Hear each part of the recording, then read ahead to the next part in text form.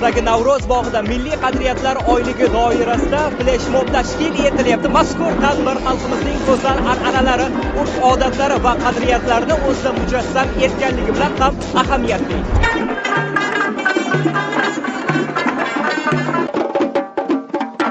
Kayfiyatlar qalay? Zo'r, rahmat. Yaxshimi?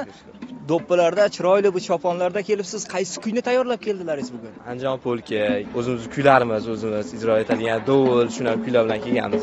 Aha, sir bo'lmasa, bu kuylarga qancha vaqt tayyorgarlik ko'rdilaringiz? 2 oyda уже tayyorlab qo'ysangiz bo'ladi, zo'r nomer qilib.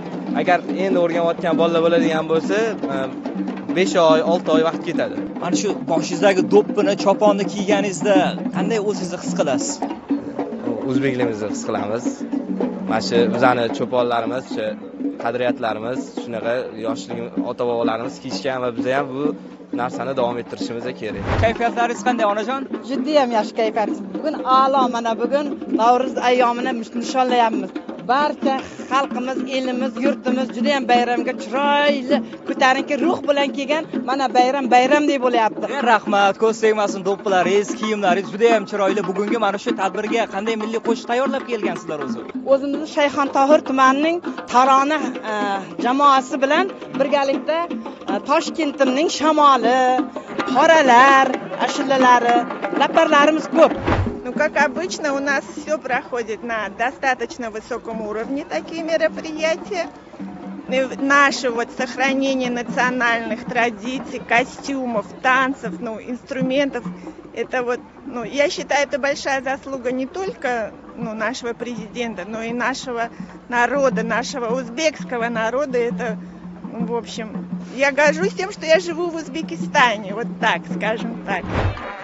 Toshkent shahrida milliy qadriyatlar shiori ostida o'tkazilgan ushbu tadbir milliy qadriyatlarimizni keng targ'ib qilish, ularni har tomonlama asrab-avaylash hamda yosh avlodga yetkazish kabi qator ezgu maqsadlarni o'z ichiga oladi.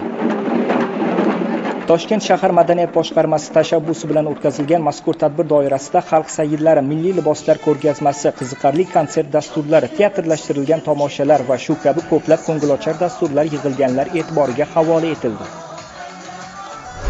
Tadbir yaxshi bo'lyaptimi? Juda yaxshi bo'lyapti. Mana shu bugungi tashkil etilgan milliy mana shu tadbirimizda eng yoqqan joyi nima bo'ldi?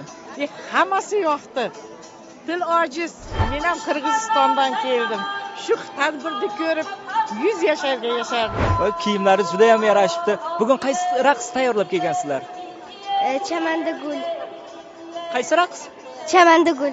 Sheriklaringiz bilan necha kishisizlar hammalaringiz? 10 ta. Bugungi tadbir uchun mana shu raqslaringizga qancha tayyorgarlik ko'rdilaringiz?